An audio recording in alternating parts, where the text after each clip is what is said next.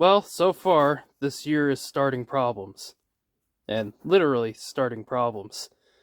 It's, this has been the third starter that I've had to work on within 4 days.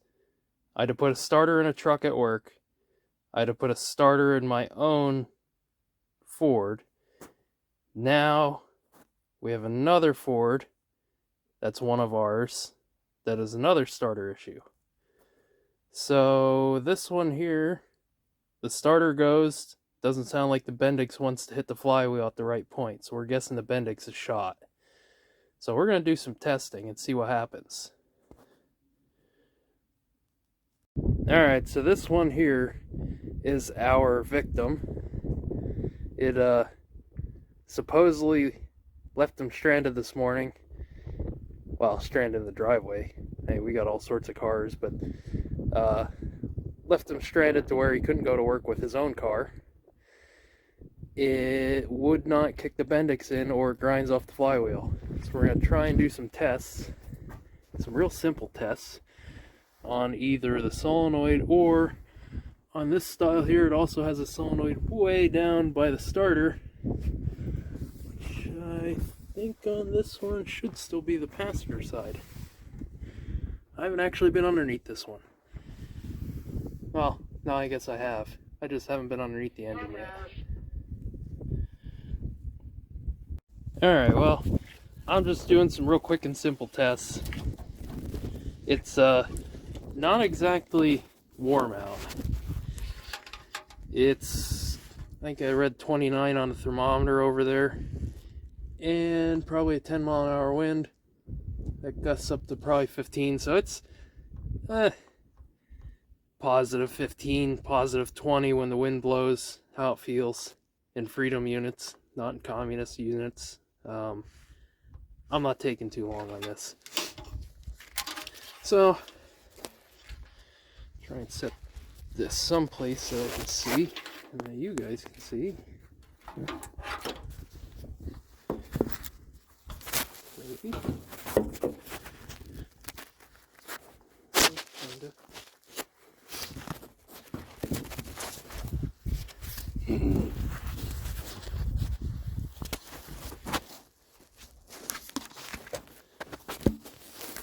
Yeah, I'll just stuff them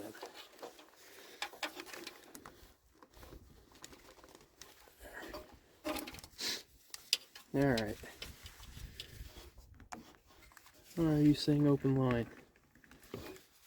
It's not that cold out.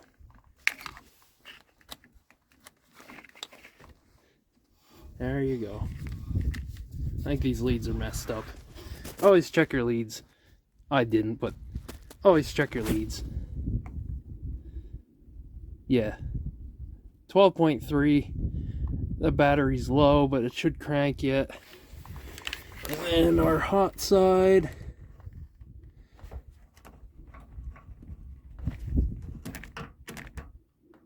Come on. You're there. There. That's a good voltage drop. We got 12.3 across the battery. I can do an actual voltage drop and put one end, if I can only find where the light is. There it is. I gotta get new batteries in my headlamp. Oh, of course now it's upside down, and of course it's not thinking. Alright, well, 12.3 I know is good. I can take my negative, stuff that in the positive side, or my black, stuff that in the positive side.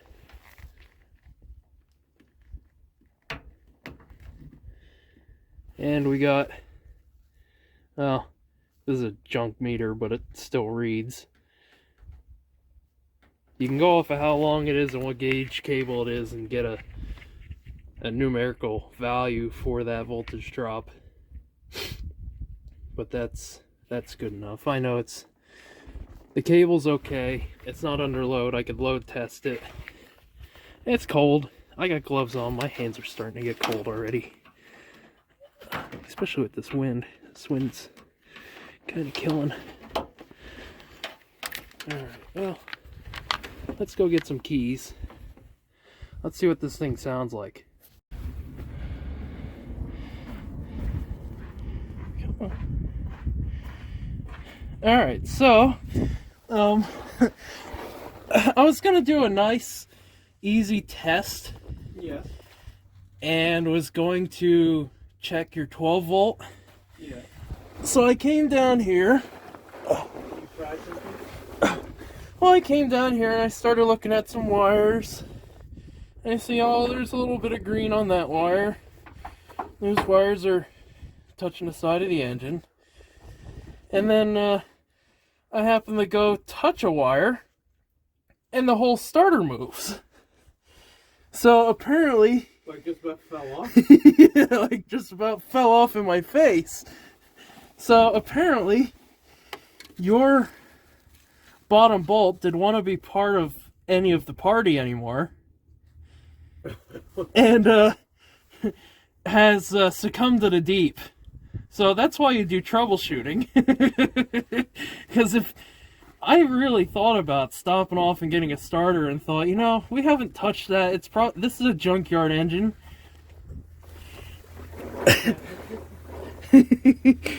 Yeah, so I touch it, Oh, yeah. and it's all kinds of loose.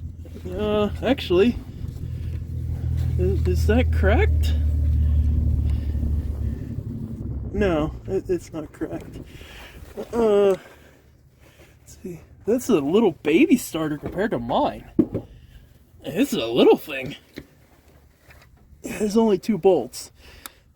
It didn't break off in there, did it? There we go. All we gotta do is tighten it. Nope, that's a solid straight shot through. And it's a steel. Is that a steel housing? Or is that aluminum? No, it looks like it's aluminum. So hopefully it didn't booger up the hole. So let's go find a bolt and see if we can get that fixed. Can I put the flash on there? Yeah, it looks like there's some nice pimples in the downspout. And where? Right after the manifold. Well, that's probably where your exhaust leak's coming from. I thought... It sounded just like the maroon pickup. Yeah. I thought about, well, I'll do some correct troubleshooting and check it out. And then when I went underneath, then, yeah, it was loose.